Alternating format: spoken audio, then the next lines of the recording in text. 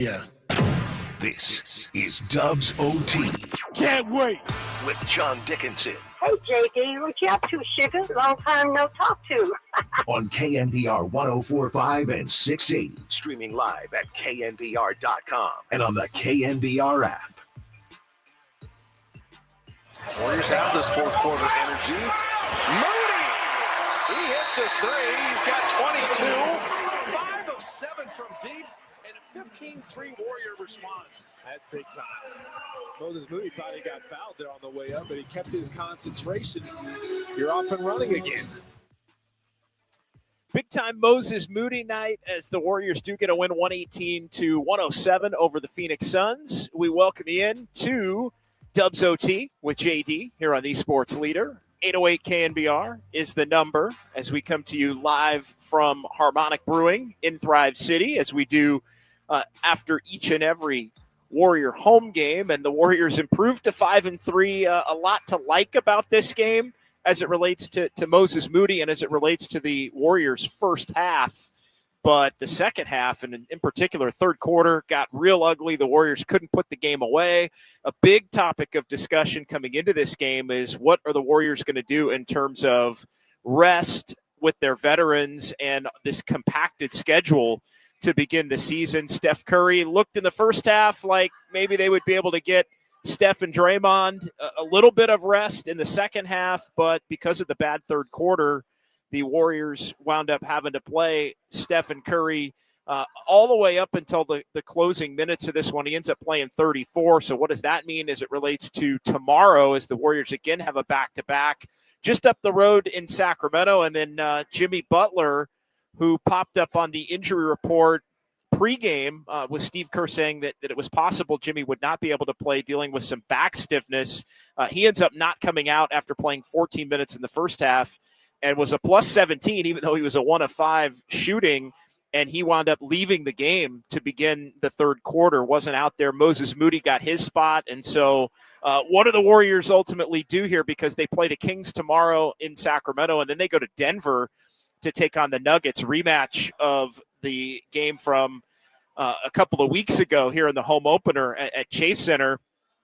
In Denver on Friday, and that's a nationally televised Amazon Prime game. So you can't rest guys there, even if you want to, and that'd be a 3rd and 4 nights. Steve Kerr talking about the 3 games in 4 nights to begin the year. Before the game tonight, Coach Kerr discussing the fact that in hindsight, he thought it would have been a good idea to maybe not play the Warriors regulars, even in the 3rd game of the season when they played up in Portland, especially after the double overtime or the single overtime comeback win on that night against the Nuggets. So we'll see how it all shakes out. But we're here with you from Harmonic in Thrive City, breaking it all down. 808 KNBR, the number, 415-808-5627. The Golden State Lumber and Showroom text line is open as well. And we appreciate everybody, the best YouTube chat in sports. We are off and rolling here on this Tuesday night with the Warriors returning home after a couple of clunkers in Milwaukee and in Indianapolis. They do get the win, which is the most important thing. And as Kyle Haar, who's in our San Francisco studios, will tell you, and good evening to you, Kyle, we don't rate wins on this show. We don't rate wins on Dubs OT. I mean, a win is a win is a win. And at times, the Warriors have struggled so mightily to earn regular season wins that any win is a good win. But the Warriors in this game, I mean, this was not a pretty win in what started out looking like it could be exactly what the doctor ordered, Kyle, which was a blowout win that could allow Steph Curry, Draymond Green, and Jimmy Butler to get enough rest to where they would be available to play tomorrow in Sacramento. But ultimately, even with the great first half, and we'll get into some of the details about it, the Warriors unable to play well enough in the second half to have that come to fruition. And then you got Jimmy Butler with this back thing missing the second half anyway. So his status for tomorrow night, I think, immediately is already in doubt here with a couple of more days before the game in Denver on Friday. So, yeah, no rating of wins, right, Kyle? No rating. Like first half, like A plus. Second half, oof. Like definitely not passing. Not passing the Kyle Har school. Yeah, third quarter was an F. I mean, flat out. The third quarter was ugly. Third quarter was an F as the Warriors played well, though, in the first. Some thoughts on this one. And again, 808 KNBR if you want to jump in and join the conversation via the phone lines. Warriors started the bigger lineup again, keeping tabs on that with Quentin Post in there. Draymond at the 4, Kuminga, Jimmy Butler, and Stephen Curry. And that's a lineup that the Warriors had been 1-2, now 2-2 in 4 games with that lineup. They're 3-1 in the 4 games where they start the smaller lineup. But the Warriors were hitting their threes early in the game, and that was the key early was they were 5 for their first 7 from three-point range in a night where they wind up hitting 19 from deep. And in the first quarter, the Suns hit just 1 of 7. So story of the game right there in the first quarter with the Warriors up 33-19, and it was an excellent quarter with the ball hopping all around. Quentin Post led the way at the end of the first quarter, hit 3 3-pointers. The Warriors had 11 assists on 13 made baskets in the first quarter. And I thought Draymond Green was flying around defensively and really trying to set the tone there. Warriors do end up on the night with 33 assists on 41 makes. So the ball movement for the most part was there. But I thought after 2 days off, the Warriors veterans really set the tone. They were locked in at the beginning of this thing, even though they were the ones that weren't necessarily doing the shooting or doing the scoring. And that's what allowed, somebody like Quentin Post, because the ball was hopping, to be able to get some open looks early. Kuminga found Quentin Post on a couple of those passes too, just wide open. So the Warriors hot from 3, 7 for 11. The Suns hit only 1 of their first 7 in that quarter. Some excellent defense, and immediately the second quarter Warriors, kind of an up and down frame there. But the Warriors able to get on another run to push the lead up to 20. Pat Spencer also gets a nod tonight. He played some minutes in both halves, but Steve Kerr ripped Brandon Podziemski out of the game early in the second quarter. He and Draymond, miscommunication. Draymond, just a bad turnover. Draymond trying to throw an inbounds pass to Podziemski, and Kerr pulled him. And the Pat Spencer came in, and the Warriors immediately went on an 8-0 run. They were up 20. The role players tonight for the Warriors, the young guys making shots. Moses Moody, Quentin Post making shots. And you can make the case, and I know a lot of people were frustrated with the fact, hey, where was this against Milwaukee and Indiana in terms of what was going on in the first half with the intensity? But a lot of the times it is as simple as role players, especially young ones, making shots at home. But the Warriors were generating with the ball movement some much better looks, and the game flow was at a much higher level to where I think a lot of those shots were just more comfortable. And so the good news for the Warriors is that they found a group that could push the lead up into that 20-point range. And the question of the second half began with the Warriors up 19. Could they play well enough in the second half to allow for Steph and Draymond and Jimmy Butler to be able to rest enough to where they can be a part of the action tomorrow in Sacramento? And the answer to that was no. And so that's one of the negative aspects of this game tonight for the Warriors. They get outscored in the third quarter. They just dreadful defense. They had more turnovers in the third quarter than they had for the entire first half. And some unique lineups that Steve Kerr was putting out there in the third quarter as well, as the lead went from north of 20 inside single digits, and the Warriors really just with no answer. And with Jimmy Butler not on the court, that was the headline at the beginning of the third quarter. No Butler out there, and so there was nobody to just throw the ball to and settle everything down as they like to do with Jimmy Butler. And so even with Moody in there and hitting shots, it just was not as cohesive as we had seen throughout the course of the first half, and the game was suddenly in danger to the point where Steph Curry started the fourth quarter in this one in the place of Jimmy Butler. Typically, the Warriors will go Quentin Post, Draymond Green, Jimmy Butler, Moses Moody, and Brandon Podziemski to begin the quarter, and Steph took the Jimmy Butler spot. So it was Curry and Podziemski with Moody out there at the three, Draymond Green and Quentin Post, and that group gets a credit for immediately pushing the lead up back to 19. Moses Moody hitting shots. Again, they were a +6 from up 9 in the time that Curry played, which was basically the first 6 minutes or so of the fourth quarter. And you're hoping at that point, with the Warriors up as much as they were, that they'd be able to kind of maintain and not have to put Curry back in the game. Well, they did have to put Curry back in the game with 3:34 to go because the Suns again cut it down to 8. And so Steph had to finish it, play another 3-4 minutes before Curry and Draymond ended up at 34 and 33 minutes, respectively, with Jimmy Butler already in the locker room at that particular point in time. So I would say their status definitely in doubt for tomorrow in Sacramento. And all in all, I think, it's some individual quality performances that I think you're happy with if you're the Warriors.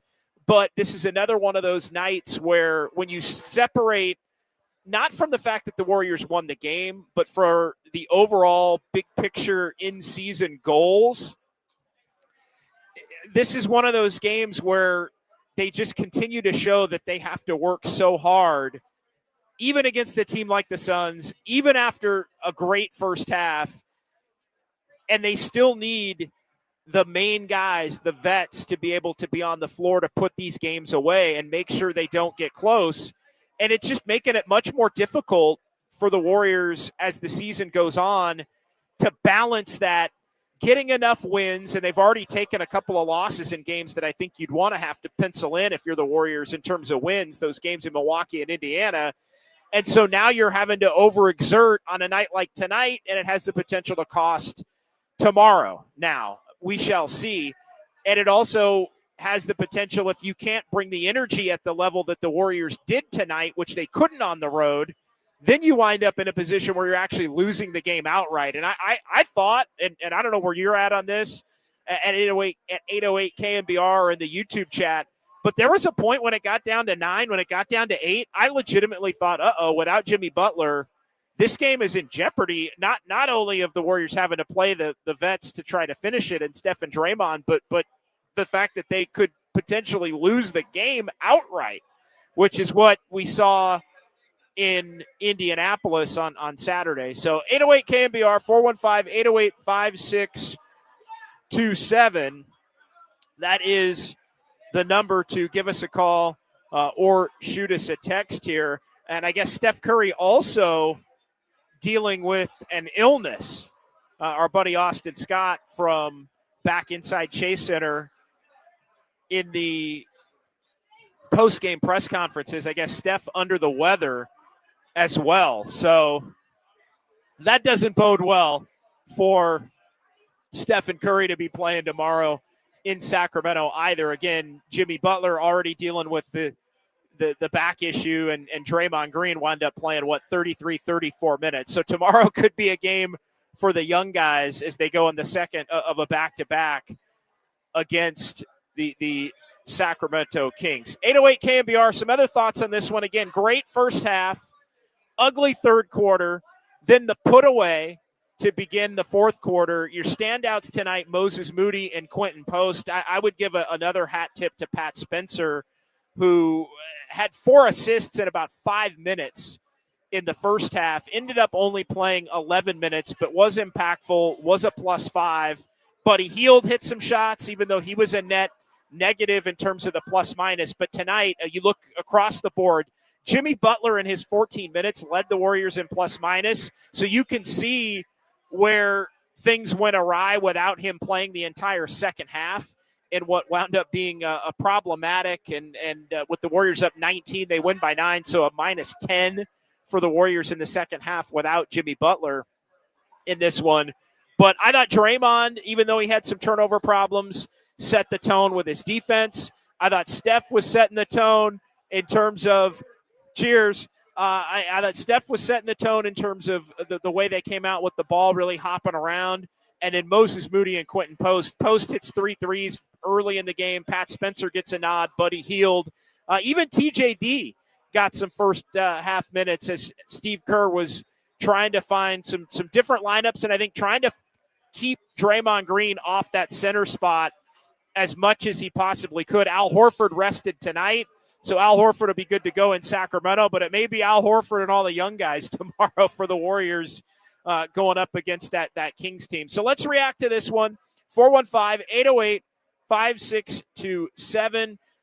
The Golden State Lumber and Showroom text line as well here as the Warriors get the win, even though it winds up not being pretty in the second half, 118-107. Good to see Moses Moody play 34 minutes in this one tonight. This was not a Jonathan Kuminga game, although Kuminga did end up with 9 points in the start, 4 turnovers, 5 boards. He continues to be somebody that's looking to try to move the ball, looking to try to rebound. But tonight was also with Aaron Turner, Kuminga's agent, on hand. The first game of the year where Kuminga was not among the closing lineup. We talked about Kuminga potentially not closing the game in Indy the other night, and Kerr kind of giving him on the YouTube-only show we did. We talked about Kerr giving Kuminga the benefit of the doubt, even though defensively he really didn't play well on Saturday. But how it's supposed to work, if Kuminga can't, then Moses Moody earned it tonight. And, yeah, Moses Moody definitely a part of that closing lineup, to be sure. Not a Guy Santos night, as it's been noted in the chat, but Guy Santos, somebody that may wind up potentially having an impact on the game tomorrow night if the Warriors are, in fact, not even going to send the vets on the bus ride that's coming up this evening down I-80 and heading into the capital city of California. But, yeah, let's get to a couple Kyle's clicks here, and then we'll take a quick timeout. We'll reset everything. Kyle, let's do a couple here, just 2 or 3 before the break. San Jose Jazz fan 8. What did Dylan Brooks do to get that tech? Not that I'm complaining.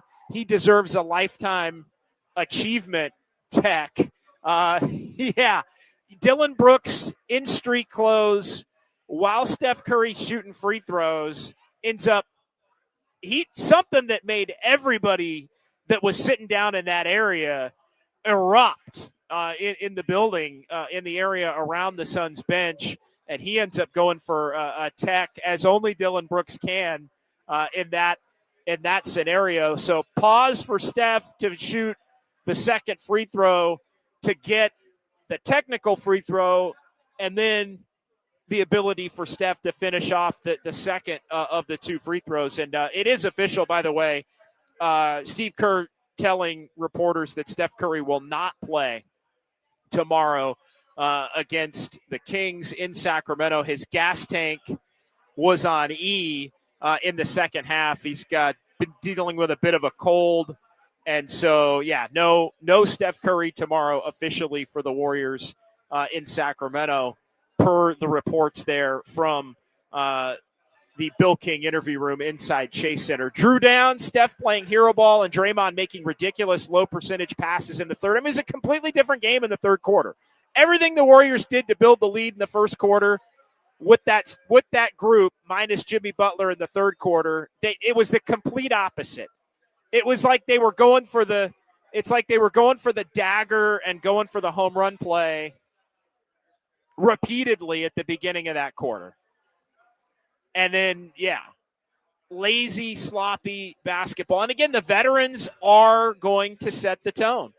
The veterans are always going to set the tone for the rest of this team, and they set a great tone for this team at the beginning of the game, and then set an awful tone in the third quarter. So, one more, Alpha. JD, how you feeling about this team so far? That's one. Let's pause here and come back, because I think it is a good place to continue the conversation. 8 games overall, 5-3, a lot of good the first week, but man, there was a stunning realization that hit me tonight watching the game as it relates to the big picture. So let's get into that next. We'll keep that one on the screen from Alpha when we come back. We got Kyle Harr in our San Francisco studios. We got Harmonic Brewing in Thrive City. People living it up here, celebrating a Warriors win, but a win that looks like it will have a cost immediately beginning tomorrow. Dubs OT, Warriors get the win. It's Dubs OT with JD. 118-107, the final, and we're talking about it right here on the Sports Leader.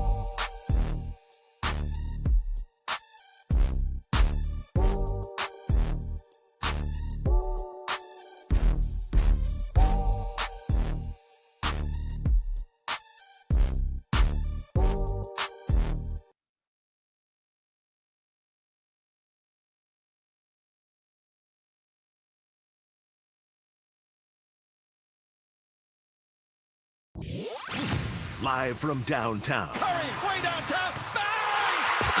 Bang! This is Dubs OT with John Dickinson on the Sports Leader. Streaming live at KNBR.com and on the KNBR app. But he made the technical free throw. Pajemski, lob, Kuminga, got it all. We got fouled on that one too, but how about Draymond drawing two defenders as a ball handler up top? That's what set that up.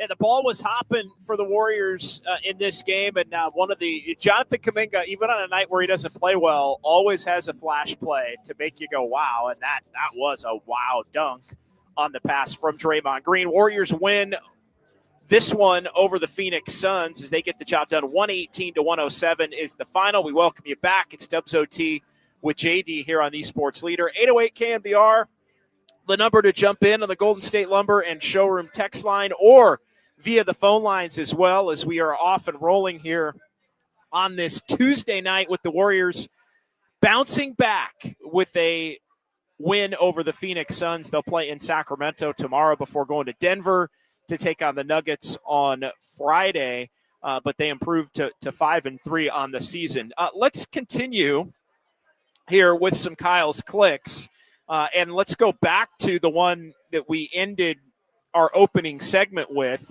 and it was from Alpha. Alpha just asking a simple and open-ended question. JD, how are you feeling about this team so far? And I think it really hit me tonight in the third quarter as the Warriors were allowing the 20-plus point lead to evaporate. They were up by as many as 25 in the first half. And they're letting the lead get away, and the Suns are clipping it down to around 10 and ultimately inside of 10. And it continues to just strike me how difficult it's going to be for this team to navigate an 82-game regular season while also protecting their veteran players and getting enough from their young players consistently to comfortably, let's say, avoid the play-in tournament. Like, it just feels, even with Jimmy Butler, even with all the depth, and Steve Kerr said pregame they're going to really have to lean into their depth throughout the course of the season. It just seems like they had the plan coming into the year, and they were super motivated to go play in LA and the home opener against Denver. And immediately night 3, it's like, all right, let down in Portland, young and athletic team. The vets didn't have it. I mean, Steve Kerr, for crying out loud, before the game today is talking about regret for not just letting the vets take that night off, saying basically it's game 3. He went to him after the Denver game and said, what are you thinking? The training staff was going to allow for those guys to be able to play in that game if they wanted to, and they all wanted to, off of the high of a win like that. And I think you don't want to set the tone that you're going to be taking games off beginning game 3, but it was a 3rd and 4 nights, and the Warriors didn't have it anyway, wound up getting blown out in that game. But they bounced back with a couple of days. It just, when the rest is in order, when there's limited travel, when this team can, when they can get things set and orderly. Look at the first half tonight. They have a couple of days off. They're fresh. They got a practice in yesterday, and they're moving the ball around and they're defending, but they just have an inability to sustain it. And I think that's the big, how am I feeling about this team so far? I do think they're as talented on the high end as they were at the end of last year, and maybe even a little bit more talented, because it's now a full year of Jimmy Butler. Kuminga has been a revelation this year. He's been a completely different player, although he struggled tonight and a little bit in Indy on Saturday. But Kuminga's intent, and we've talked about it on every show, who is this guy? He's a completely different player.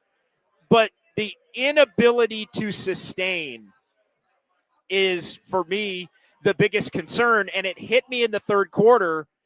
We're at game 8. We're a 10th of the way through the season. We're basically 10% into this season, roughly.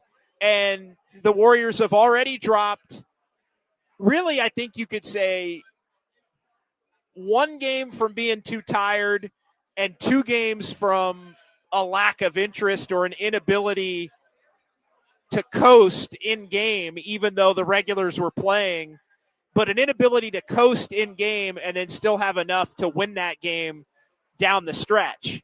And so it's not so much playing down to the opponent, although I think you can categorize it as that to a certain extent. It's more just not being able to have enough consistency from the OG players and to be able to have them play at the level they need to while also staying fresh, and then not enough consistency from the young guys to be able to elevate themselves on nights where the veteran players completely don't have it. Now watch, they'll play nobody tomorrow and be competitive against Sacramento. Why? Well, because we see it. We saw it when Giannis didn't play for the Bucks. Sometimes there is a letdown, and the Kings are going to have to probably fight that tomorrow without Steph and potentially others. But sometimes there is a letdown when a team thinks it's going to be an easy game. And we've seen it with the Warriors regularly to end last year, even post Jimmy Butler trade. We've seen it, I think, in the 2 games this last week on the road that the Warriors lost. So I like this team, but they've got a lot of different agendas they're trying to meet. I like this team even more when DeAnthony Melton comes back. I think that's another 16-game playoff caliber type player. I still think they're a move away. It just felt to me like tonight, I'm sitting there in the third quarter, and it's, wow, it took 8 games, and really it might have only taken 6 games, because I think it's this whole problem started going back to the game in Milwaukee.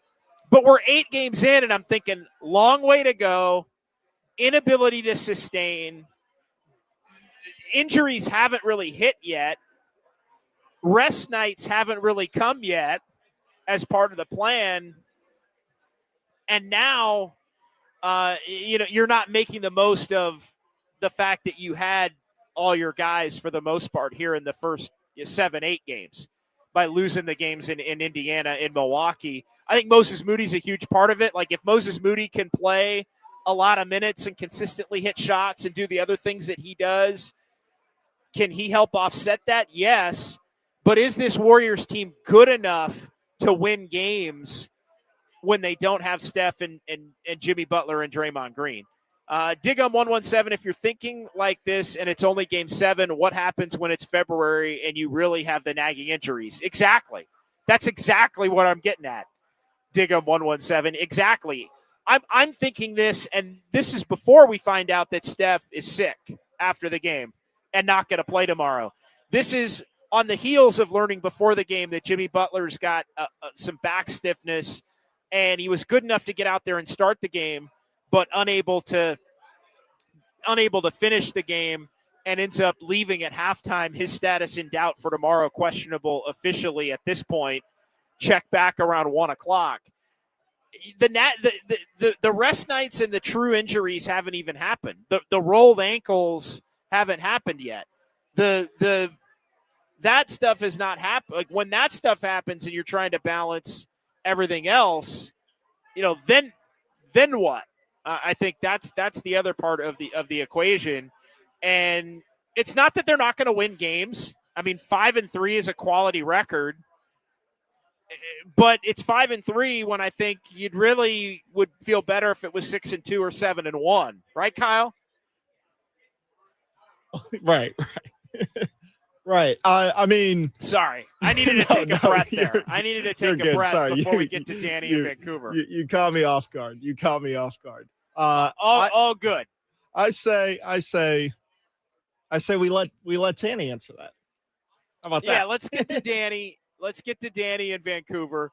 Up first here, Dubs OT with JD on the Sports Leader. What's going on tonight, Danny? Hi, JD. Always a pleasure to talk to you and Kyle. Hope all is well. Sorry, what was the question? I lost track thinking of what I was going to say when I called him. What was the question? Yeah, no, it's just the original question was just how you feeling about this team 8 games in, because we've seen a lot of the good, and we've seen a new, although I think there's been a little bit of a reversion on Kuminga the last 2 games, a little bit. Yes. Not he's still trying to play the right way. Tonight was the first night he wasn't in the closing lineup. Podziemski's been up and down. Moody's had a couple of games where he shot it really well, and man, how impactful is Moody when he shoots it well versus the games where he doesn't shoot it well? I mean, it's night and day there. And then we've seen some really quality Steph, Jimmy, Draymond performances, but they can't do it every night, and they also aren't going to be asked to do it every night. So they're 5-3. Like I was saying, you're feeling better about it if it's 6-2 or 7-1. 7-1 feels a little greedy. Like, I don't think they've played well enough to be 7-1. 6-2 feels like, about right. But to Digum 117's point in the chat, Danny, if we're talking about this after 7 or 8 games, what are we going to be talking about come January and February?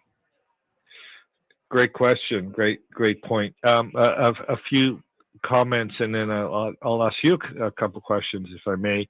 I thought this was a must win. I know it's early, but I really thought this was a must win.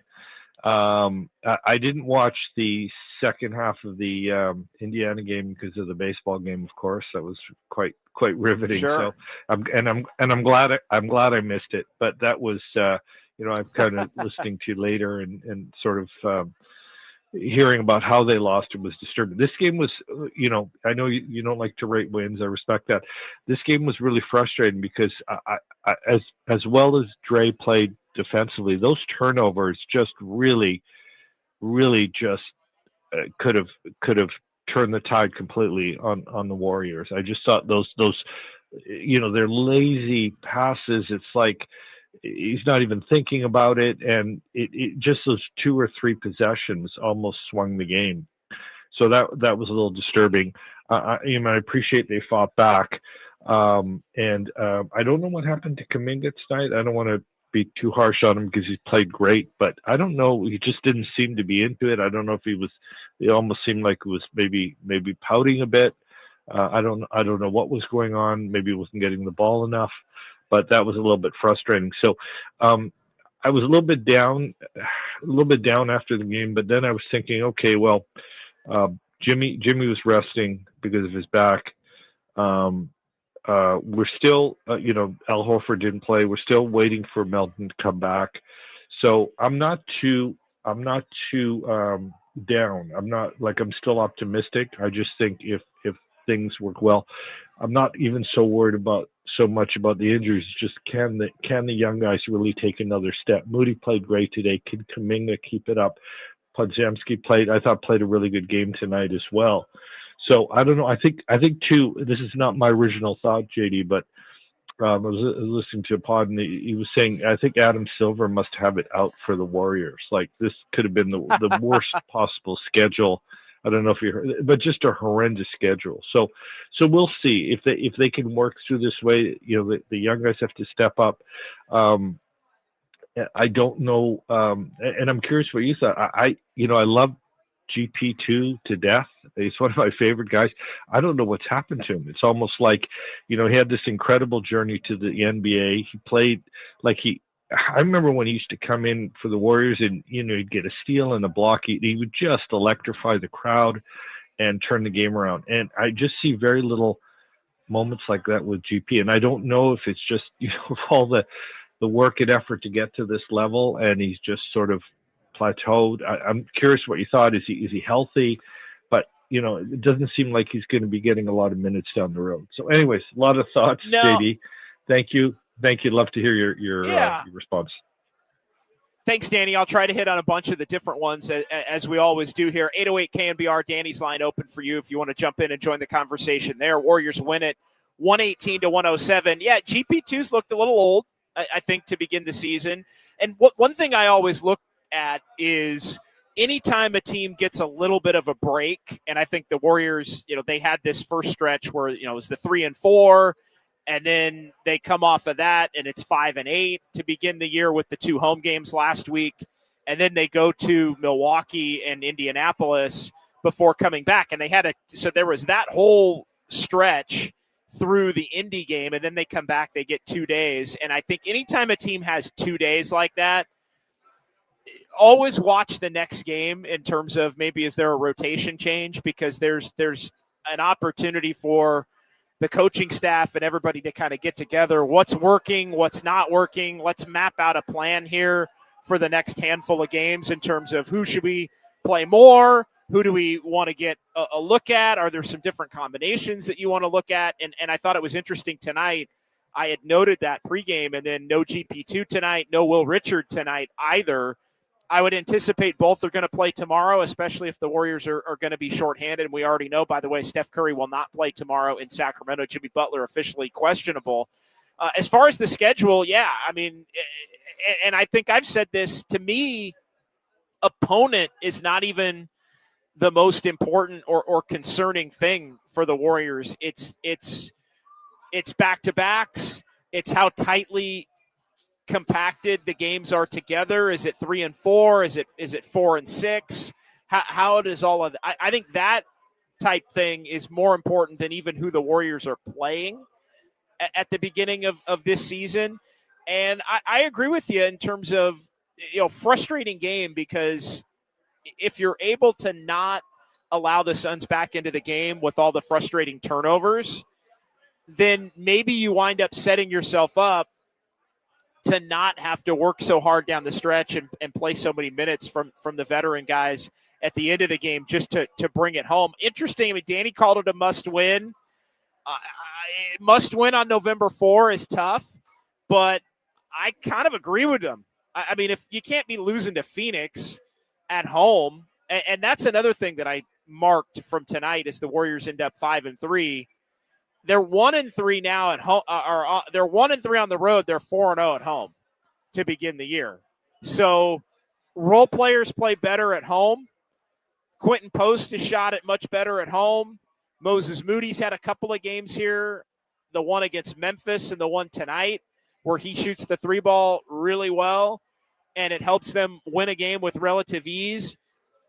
The Warriors are going to have to make a lot of hay, I think, at home this year with their depth, because so often the depth, and especially young role players, and the Warriors from Podziemski to Kuminga to Moody to Quentin Post, they're going to be, even TJD was out there tonight, they're going to be dependent on their young players throughout the course of the season.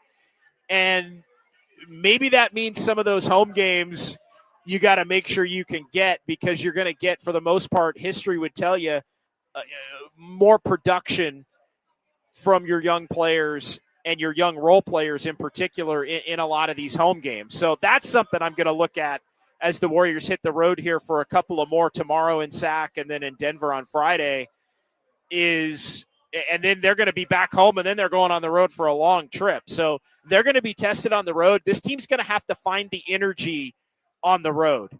They have not, other than the game in LA on opening night, which is LA on opening night, they have not had the energy on the road. They were flat in Portland, they were flat in Milwaukee, and they were flat for the most part in Indiana, and they were able to overcome it in stretches of both of those latter two games to be in the game and have a chance to win, but unable to finish, in large part based on how they played throughout the bulk of the game there. So feeling good about it, but we're starting to see, and again, as I always say, these first 10, 15, 20 games, really, we learn so much on a night-in, night-out basis about teams and about what are going to be some of the things to look at for this particular season, and every season is certainly different. So optimistic, I think, for what the ceiling for this team still can be, but concerned, I think, is the appropriate word as it relates to the night-to-night grind of balancing the ability for the veteran players to make their impact while also getting rest and getting enough consistency from the young players. Tonight, they got the games that they needed, from Moody, 24 points, from Podziemski, 13 points. didn't hit the 3 ball, but Brandon Pajemski was 4 for 5 on twos, had 4 assists, had a charge that he drew. I thought a real nice second half for Brandon Pajemski. He winds up being in the closing lineup. But tonight it was Moody, and it was Quentin Post, and it was Pajemski who got the job done among the young players. Pat Spencer as well in that stretch where Kerr ripped Pajemski out of the game in anger there early in the second quarter. Plus nights from a lot of the role players, which I think is important. And, yeah, to the point of Bennett Roth, don't let this season be the same kind of road results as 22-23. Win your home games. Again, it's the old win 30 at home, win 20 on the road. Basically 500 on the road. But if you can go 30-10, 30-11 at home, that's how you get to 50. I think that's very much on the table. And, again, for as much as we're kind of knocking this team right now tonight at 5-3, Kyle, I know you're a math major. I know you love math. I know you're great. You love fun. 5-3. What's 5-3 times 10? What's 5-3 times 10? You're on pace. You're on pace for 50. You're on pace. 5. It doesn't seem like it. Like 5-3, it doesn't seem like you're on pace for 50, but you're on pace for 50. You're on pace for at least a 50-32 at 5-3. So as much as, and I think that would be an excellent season. But yeah, 5-3 is on pace for 50 plus wins, which I think would be successful. So you don't want to knock where this team is at. The big takeaway for me tonight, though, is just how hard it's going to be to get through the grind with the injuries and the illnesses and the rest nights and all those things. As Diggum117 says, check that after the next 9 games. Yeah, there's no doubt. A couple of road games in Sacramento and Denver, the one home game against Indiana, and then, yeah, the Warriors go on the road for 6 after that, and it is a tough 6. OKC, 2 games in San Antonio, at New Orleans, which should be a win, and then Orlando and Miami to close it out. Miami is the last team you want to play at the end of a long trip because Miami's going to freaking bring it in terms of energy and focus and those kinds of things. We saw how that played out going back to March with Jimmy Butler's return to Miami. All right, let's get a few more Kyle's clicks here. 808 KNBR, the phone number if you want to jump in there. Rebel to Sound, some of the same issues from last season have crept over to this season. That also, I think, is a concern a little bit. And look, this team, the 23-8 is on the phone saying, wait a minute, what do you mean concern? There's been a little bit of the pre-Jimmy Butler vibe to this. I think it's shown signs of that, which how can it not through the long haul of a regular season. But, yeah, turnovers, inconsistency from the young players, inability for the veteran players to carry the load over the long haul. Again, those are all the things that I do think are concerning. And also making enough hay with the way the schedule was laid out and some of the injury luck stuff that you were able to work in your favor with not having to play the Bucks with Giannis, not having to play the Pacers with Halliburton. And then you don't get those wins, and then you wind up having to go and play at Denver and play at San Antonio twice with the Spurs playing great, play at Oklahoma City as well. Those all become potential issues down the line. And by the way, there was a thought that maybe OKC would take their first L tonight as they're playing the Clippers in the 8 o'clock NBC special. The 8 o'clock Tuesday night. Nope, not tonight. OKC up 120-96 in Inglewood against the Clippers tonight. So the Thunder continuing to play excellent basketball and find ways to win. And OKC about to look to extend their record here to 8-0 on the season. About 4 minutes to go down in Inglewood for that one as the Thunder continue to be unbeaten. All right, let's get a couple of more here. We'll come back with some sounds of Dubs OT. Drew down, it's like they beat Memphis and the Clippers back-to-back and said, yeah, we legit. And then we have played unserious basketball since. I do wonder how much of it is unserious versus inability to maintain. Like that's one I'll throw at the chat. Like how much of it is mentality versus ability at this point? That what do you think of that, Kyle? How much of it is this team is unserious versus this team just isn't built to be able to consistently play at the level they need to play at over 82. And again, I think in its own way, Kyle, it works for the veterans and the young guys.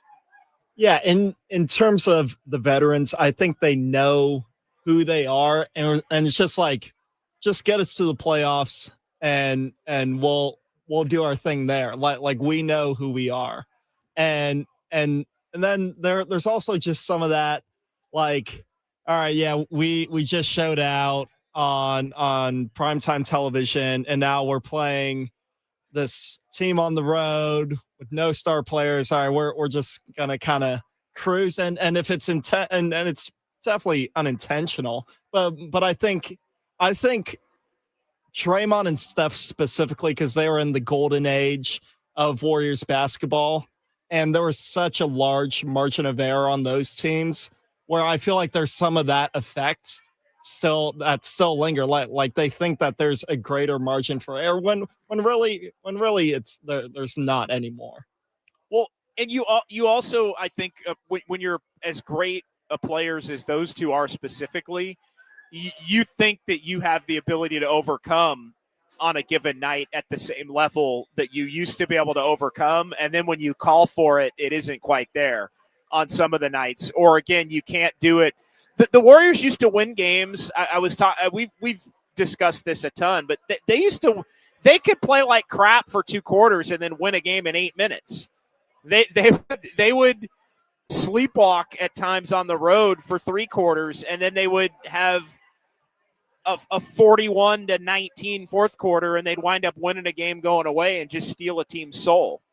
And I think to your point, Kyle, Steph and Draymond know that as well as anybody. And I think they know times have changed, and it's not really like that anymore. It's not, as Diggum117 says in the chat, it's not a dynasty anymore. They know that, but I think at times they don't fully realize how far removed from that they are. Like, they know they aren't there, but I think they still get in that. And I think the Indiana game was a perfect example. The Warriors were not playing well for the most part in Indiana, but they were up, and then they were down, and then they fought back to take the 11-point lead with 6 minutes to go.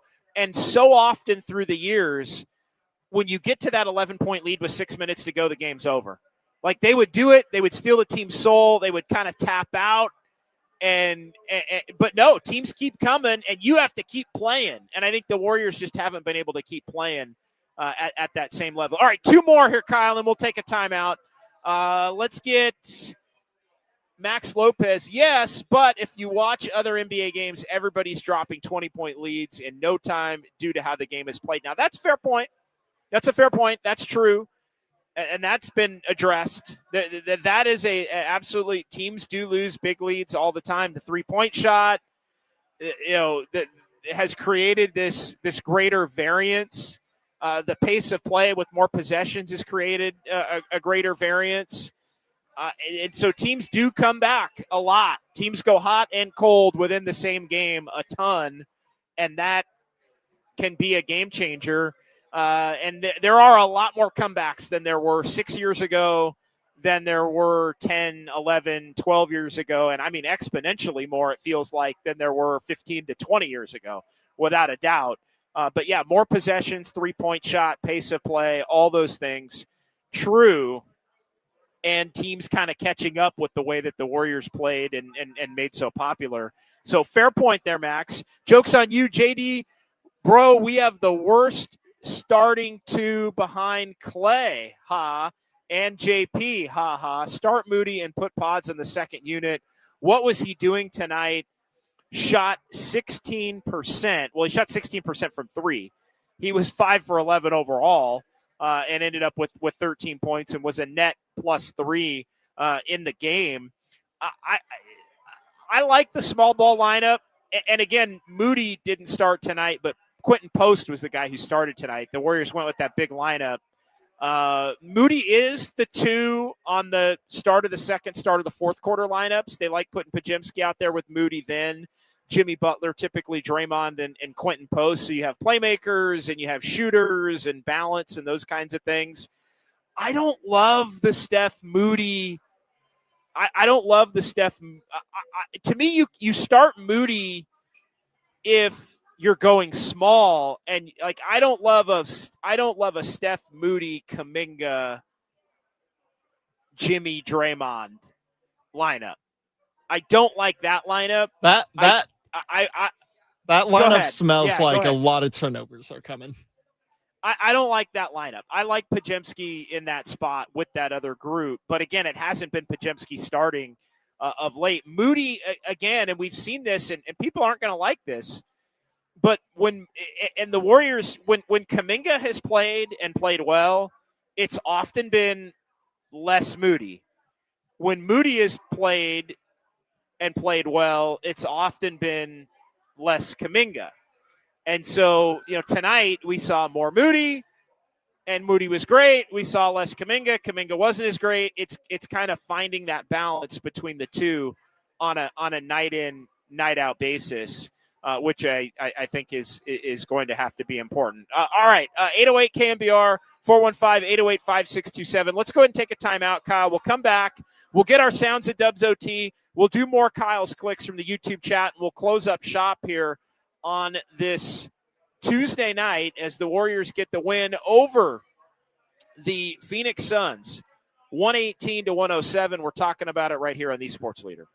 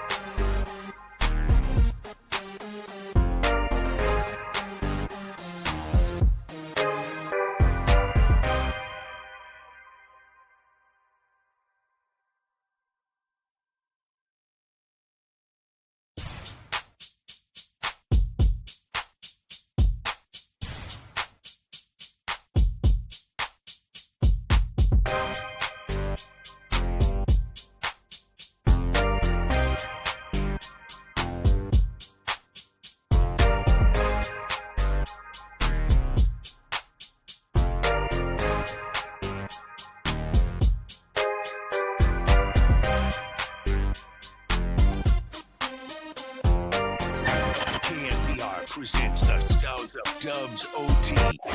I can see the headline now. Kerr says Warriors better without Curry. No class, no ball. I want to get my joy back. I'm happy here, off the court. Now here's John Dickinson. All right, welcome back. Warriors win 118-107. We're back here at Harmonic in Thrive City. 808 KNBR if you want to jump in. We're going to go about another 15 minutes or so till the 11 o'clock hour. And it's always, Kyle, it's always great when people stop by and say hi. We've had quite a few people pop in here and say hi, including those celebrating a birthday tonight. So we have a little birthday celebration here. And, folks just enjoying the show. And I always just love to meet the people. We had somebody come by, and often we'll have somebody swear, Kyle. Often we'll have somebody swear, but it's better off the air than on the air for that, as I always say. But no, people are just excited. They're amped up. Warriors win. They're excited to be. Hey, this is where you do the show. Love you. That kind of thing. So just big want to give some love to the people, Kyle, out here at Harmonic who have stopped by, and it's been an active night. Out here, and we appreciate we appreciate everybody who's listening and following along and watching, and those who like to participate in the live studio audience. Kyle. Oh yeah. Can't thank everyone enough. And JD should have ran for mayor, man of the people. Yeah, no, it's. Yeah, what, election day, right? Today's election day. I didn't see your name in there. Woke up. I'm a write-in. I'm a big write-in candidate. You can always write my name in. You can always just throw me in. Yeah, get like 23 people. And hey, again, no resting in back-to-backs for JD. No resting in back-to-backs for Dubs OT. We're going to be with you from the Sacramento dungeon tomorrow. Woke up in New York, closing the day in San Francisco, as we often do here on the Sports Leader. All right, let's get. Sorry. Go ahead, Kyle. One quick joke. Go ahead. Woke up in New York, found myself in the Sacramento dungeon. There. Exactly. Yeah. Okay, perfect. Getting a little bit of our timing down here. I'm sorry, what was the joke, Kyle? One more time. I missed it. We had Grace was stopping by to Well, you're saying that you're in New York, so you woke up in New York. You're going to be woke up in New York. And then you're going to find yourself maybe in the Sacramento dungeon. Yeah, and this woke up in exactly, but not tonight. Woke up in New York, closing it Harmonic, and then Sacramento dungeon tomorrow, and then who knows? Maybe Red Rocks on Friday. Maybe we'll just do the show from Red Rocks on Friday night. All right, let's hear from Steph Curry. Steph ends up ill in this one, and everybody's kind of wondering what's going on with Steph. 28 points, 5 of 12 from 3. Again, I thought he was really good tonight, set the tone. And the question was, did he play so much tonight, 34 minutes, that he wouldn't be able to play in the ball game tomorrow? So here's Steph talking about an illness that he was playing with throughout the course of tonight's game. A couple of days now after the Milwaukee, Indiana situation. So, like I said, it was just trying to dig deep, especially in the second half, to get through the game, knowing Jimmy was out too. And, it was a battle out there, but thankfully we got it done. Yeah, so the Warriors find a way to get it done. And again, for those of you just joining us, no Steph tomorrow as they will play in Sacramento. And I've been dealing with the illness from the Milwaukee, Indiana trip. So Steph will not play in the game tomorrow, but enough to grind it out tonight. 34 minutes. Again, he can heal up, not play tomorrow, get Thursday off, and then the Warriors are back at it from Denver coming up on Friday evening. Let's hear another from Steph Curry. Always great to hear from Steph post-game, especially following a Warriors win. Here's Steph answering the question that was brought to the table here on Dubs OT about how you feeling with this team 5-3, but it's been an up and down 5-3. Does Steph Curry believe the Warriors are where they need to be right now 8 games into this season? We would like to make everything easy, or make it look easy in the sense of winning games like this. And obviously, we came out the first half strong, built a big lead in the first. They made a run. We responded. No matter what lineup was out there, we always had an answer. It got a little, dicey in that fourth quarter. But that's just because they're a talented team in the sense of how they play, fast-paced. D-Book is unreal, scorer and playmaker. If they're making threes, it's tough. And they switch 1 through 5. I think our last 3 games, including tonight, is just an understanding of how different teams are playing in today's NBA and being, able to adjust to it. And thankfully, we built up a big enough lead that through some of those droughts, we still had some cushion. So we're still getting better. That's the biggest thing. We're not where we want to be, but we're trying to win through the learning curves. All right, so there you go. The last part, not where they want to be, but trying to win through the learning curves. And I think to this point, they've been able to do it.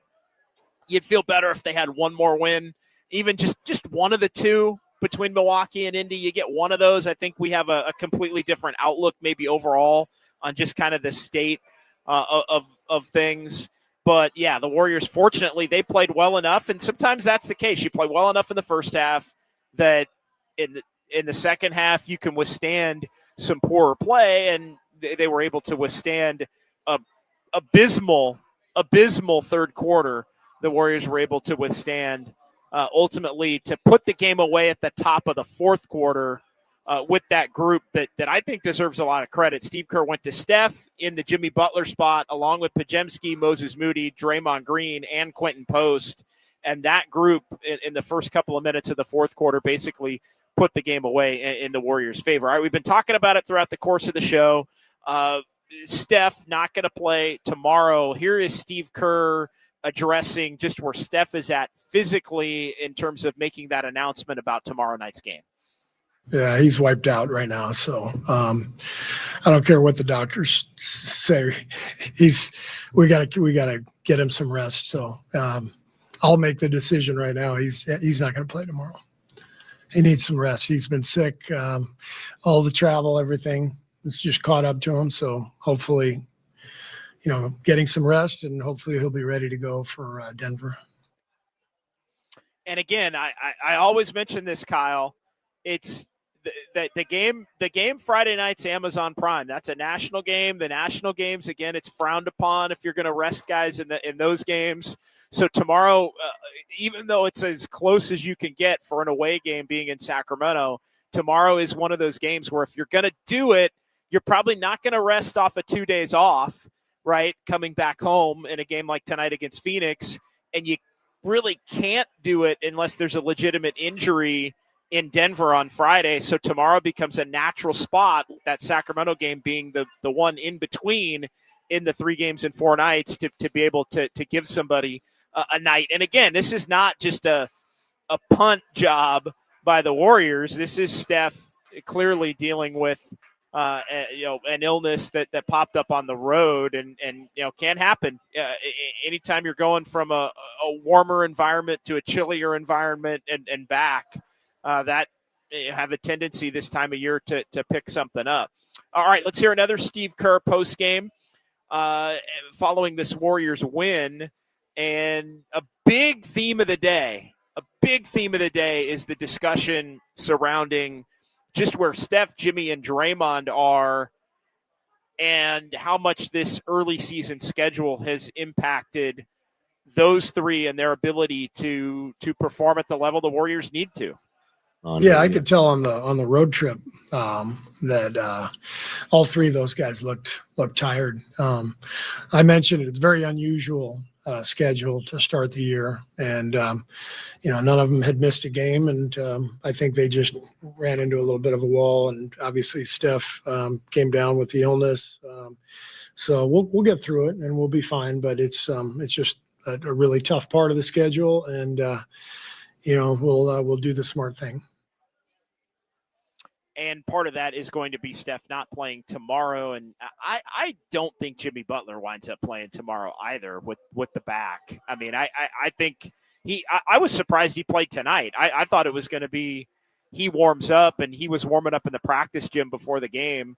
And I thought it would be, all right, he's, try to get Jimmy right by not playing him tonight for tomorrow. Although with a back, sometimes you don't know. Sometimes it's you're okay, you're not okay. It kind of comes and goes. So we'll see how Jimmy's feeling after getting a night of rest. But if Steph's not going to play, you can go win a game in Sacramento without Steph. I do, if you have Jimmy. If you don't have Jimmy, then the question becomes, well, if you don't have those two, do you even play Draymond, who was in the 33, 34-minute mark tonight, and just make it a complete, let the young guys kind of play and take their chances kind of a game. So we'll see. Stay tuned. I think an update on that's going to be coming in the 1 o'clock hour tomorrow in all likelihood as to who exactly is going to be out beyond Steph and what the status will be with Jimmy Butler for that game. All right, let's hear one more from Steve Kerr addressing the bench players for the Warriors tonight.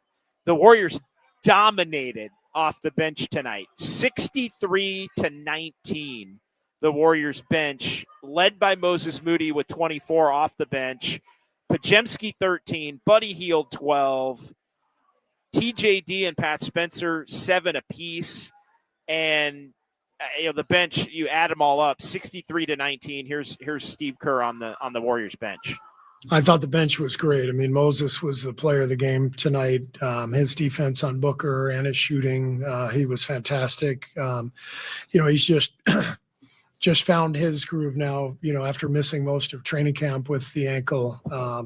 So it was a tough start to the season for him, mainly because, we just found a different starting lineup and a different rotation while he was out, and we were doing pretty well. But he's forcing his way back into the mix for sure. And then Quentin was great. But I thought the bench, Buddy, Pat, Trace in the first half really took control of the game. It was fun to watch. Yeah, they took control, and the Warriors needed it tonight in a big way. They needed a lot of that balance as it related to the scoring. And hell, not even balance. I mean, you look at 63 bench points tonight for the Warriors, and it winds up being 55 points tonight from the starters. Jimmy Butler only scored 2 in 14 minutes. Draymond only scored 2. Kuminga has been playing terrific basketball. He only had 9 tonight. So it was basically Curry and Post with 42 of the 55 for the Warriors all told from the guys who were in the starting lineup. All right, let's hear one more. You heard Steve Kerr there. Player of the game, Moses Moody. That means we got to hear from Moses Moody. So let's do it. Moses Moody on his big game and the Warriors' ability to get the win over the Suns, and he's confident that this team as is has a pretty high ceiling. Yeah, I mean, it's the first time doing it this year, but yeah, I think we'll be all right. We play that way in practice a lot of time in preseason. It'll be this group versus that group, and so we used to playing with each other a little bit. I think we got all the pieces we need. There you go, short and sweet and to the point from Moses Moody, and Warriors are counting on it. I think they're a move away. I think they are one move away. I don't know what that move is necessarily, but I do think, and I don't want to speculate on it tonight, but I feel like they are one, and maybe DeAnthony Melton comes back, and that's complete. That completes it. Diggum 117 in response to Moody. Prove it and play like that tomorrow. Look, I'm going to just set the table right now, and we'll be in the dungeon tomorrow at Sacramento. The Warriors have had an inability for their young players to, in games where stars are out or starters rest, their young players have not been able to step up and carry the load. They have not. And so that is going to be the key question, number one, going into tomorrow. Point blank, bottom line, end of story. Can the Warriors, and again, we'll see. I've said it. I'll be surprised if Jimmy Butler plays tomorrow. I think they're going to end up giving Jimmy and Draymond both the night off tomorrow. And so you're going to wind up seeing what, Pajemski and Moody and Kuminga and Quentin Post. Who else is going to be out there? What do you think the starting five is tomorrow in Sacramento, Kyle? All right. Pods, Moody, Kuminga, Post. I'm going to say Pods, Buddy. Oh yeah, I forgot Moody. about Buddy. I'm going to say I'm going to say Pods, Buddy, and if you want to jump in the YouTube chat with your starting five for tomorrow night against the Kings, I'm going to say Pods, Buddy, Moody, Kuminga, Post. Yeah. No, I would agree with that. Yeah. I think that's going to be the starting five, and then plenty of minutes for everybody not named Steph, who's obviously already been ruled out, Jimmy Butler and Draymond Green. That means Pat Spencer minutes. That means Guy Santos minutes. That means GP2 minutes. Well, Will Richard. Will Richard. Yeah. Will Richard minutes tomorrow. But yeah, I think that's what we're going to see tomorrow night. I think it's going to be Pajemski, Hield, Moody, Kuminga, QP. You know what? Yeah, well, no, it's still going to be – it's Horford off the bench. I should mention Al. Warriors didn't play Al Horford tonight, so Al Horford will play tomorrow. So Horford off the bench in the game tomorrow. Bennett Roth, who will be tomorrow's version of Ryan Rollins?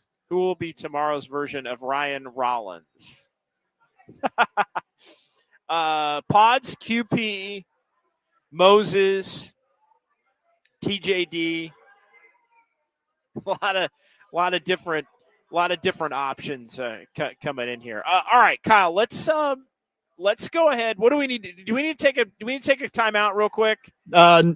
And then come back, No, or we don't need to take a timeout. Okay. We are good. All right, let's. All right, so that's our sounds at Dubs OT. Let's do Kyle's clicks here. And so we'll get Kyle's clicks, and then we'll do some fun with numbers, and then we'll wrap it up. But let's go rapid fire with a bunch of folks from the YouTube chat right now. Our buddy Fossey, Dylan Brooks getting a tech in a game he doesn't even play is the most Draymond thing ever. Excellent take. Excellent point right there, Fossey. Let's continue moving forward here. Again, rapid fire. I know I always say rapid fire, then I want to spend 5 minutes on each comment, but I mean it. I mean it, Kyle. When are one of our role players going to have a career night like the other nobodies do against them? I mean, tomorrow's going to be a great shot. Tomorrow's an opportunity. Is tomorrow the Kuminga showcase game? What you could have had, Sacramento, if you had just included Keegan Murray. I'm kidding. I'm kidding. But I do think it's going to be interesting if the big guys play for the or don't play for the Warriors. Who ends up? Is it? Do we see a little bit of the Minnesota Kuminga? I think is something to keep an eye on as it relates to tomorrow. Up next, J-Tan, tomorrow's headline: Can Jonathan Kuminga lead the Warriors in Sacramento? I like that. That's a good one. San Jose Jazz fan 8. Hey, Steph, Dayquil, NyQuil, emergency, zinc. And if you want some Chinese herbal medicine recommendations, we can get you those too. Whatever you need, Steph. I think a good night's sleep and maybe a few of those other things, and really a couple of good nights sleep. One tonight in Sacramento, and then one tomorrow. One tonight in Sacramento, one tomorrow in Sacramento, and then another good night's sleep in Denver. I'm a little delirious, Kyle. I'm not gonna lie. I'm like, wait, yeah, they're gonna go to Sacramento. I mean, Steph doesn't necessarily have to go to Sacramento tonight. Steph's probably gonna be in his own bed tonight, and then meet the team in Sac. Because I would imagine, or they also probably are. They could also come home tomorrow. I'm not going to speculate. I should ask what they're going to do. It's a weird setup. Pat H. If they need another 6'3" white guy named Pat, to fill in, let me know. Yeah, Pat Spencer's getting some minutes. I don't know about Pat H, but Pat Spencer's getting some freaking minutes tomorrow night. And Pat Spencer was good tonight. Pat Spencer did his thing tonight. Wimby who? Bennett Roth says it's all about Project Pat. Very good there from Bennett. Let's keep it rolling in the YouTube chat. Another from Diggum117. Need the bench scoring to travel on the road. Yes, although a lot of the bench guys are going to be starting tomorrow. So it's a little bit different.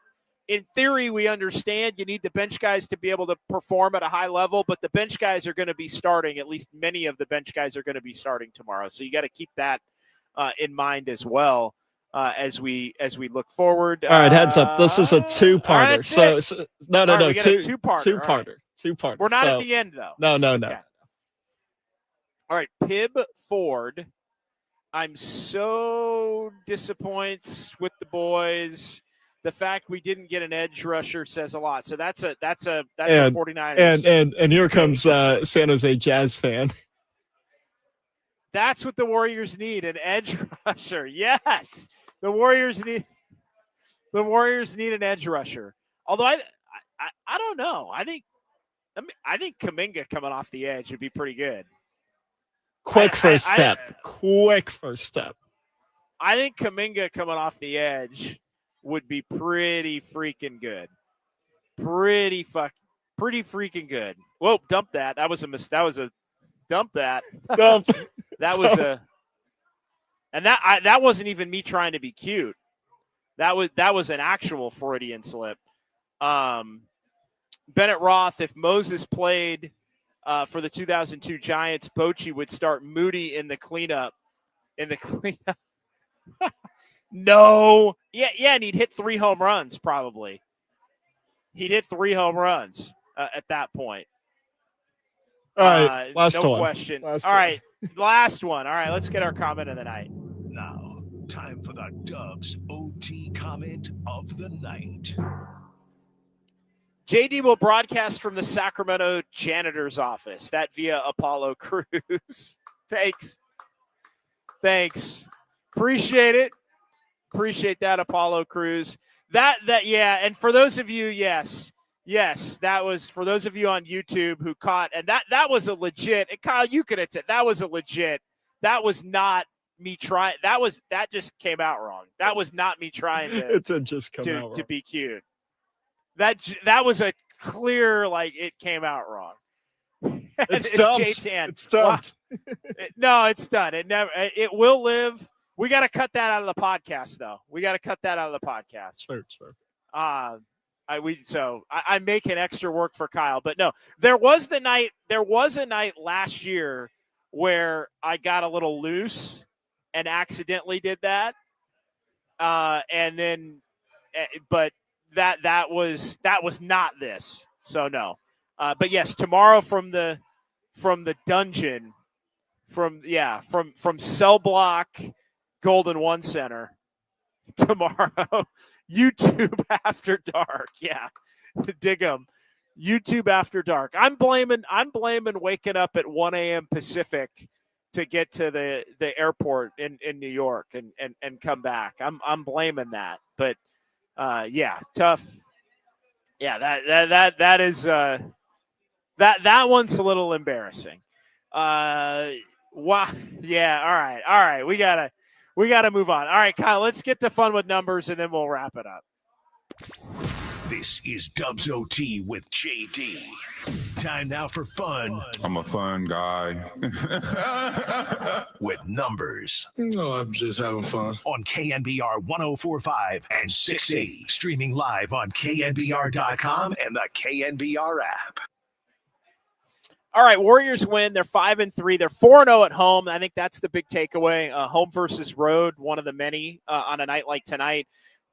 Kyle, do you remember the last time the Warriors started a season with 4 consecutive home wins? Quick trivia question. Last season? No, it has never happened at Chase Center. This is the last time the Warriors opened the season with 4 home wins was the final year at Oracle, 2018, 2019. when the Warriors were 6-0 to begin that season. They get the jump on the Suns, first of the head-to-head matchups there. We talked about the bench, 63 points, the most the bench has scored in a game this season. The prior high was 40 in the game against Memphis. There were some similarities between tonight's game and the game against Memphis. I thought mainly Moses Moody and the three ball and the Warriors shooting the ball well. 4-0 when they have fewer turnovers than their opponent. That's another one to keep in mind here moving forward. 33 assists on 41 made baskets. The Warriors are 3-0 this season when they record at least 30 assists in a game. Warriors also, as we talked about, 4-0 when they record fewer turnovers. 569th consecutive sellout for the Warriors. It's the second longest active sellout streak, and the Warriors will be in Sacramento tomorrow. Steph Curry ended up with 28 points. Even with the illness, Steph led the Warriors in scoring tonight with 28 points. Moses Moody, season high 24. They're going to have to find more time for Moses Moody. Easy problem to fix tomorrow because I think he pops right into the starting lineup. And then one Jonathan Kuminga note on a night where Kuminga really did not play his best, but it's a positive one. 5 more boards for JK, 8 straight game with 5 or more rebounds, which extends a career-high streak for Jonathan Kuminga. And Draymond Green, team high 6 boards, had 8 assists, 1 shy of 5,000 career assists. So Draymond's next assist will be his 5,000th career assist. He will become the 74th player in NBA history to have at least 5,000 assists and the second Golden State Warrior all time to have 5,000 assists for their career. So good stuff there, Warriors. 5-3, and again, Kyle, as we learned, 5-3 is on pace for 50 wins. 5-3 on pace for 50 wins. Quick math. What checks out there? Quick, yeah. Quick and easy. Even Kyle Haar can do it math here on Dubs OT. So that's going to do it for us. Big thanks to everybody in the YouTube chat who got a little Dubs OT After Dark snippet unintentionally. Big thanks to everyone who called in, our buddy Danny in Vancouver, those who joined in the YouTube chat, those who stopped by and said hi here at Harmonic Brewing in Thrive City. Also, we appreciate Jesse and Grace tonight closing up shop inside Harmonic in Thrive City. We will be back coming up here as the Warriors hit the road. We'll be back here with the Warriors back at Harmonic. Not going to be at Harmonic for the next home game on the 9th because of the 49ers conflict. The Niners are taking on the Rams that day, but we will be back in a couple of weeks right here at Harmonic in Thrive City right before the Thanksgiving holiday. So for Kyle and everybody else, who do we have tonight? Brian McCarthy tonight. We had Brian McCarthy. We had Jordan stop by, say hi and bye at once. Yeah, and Jordan was hanging out. Yeah. Ryan, and Kyle Chung +4 tonight. We'll talk to you tomorrow from the dungeon in Sacramento. Warriors win it 118-107. Good night, everybody. Dubs Emirates Cup or bust. Oh, hell yeah. First of all, you get to start off liking each other. I'm super cereal. Big fat dub. Ain't nobody going to stop me. I just wake up and I can shoot it no matter if I'm playing or not. But great win.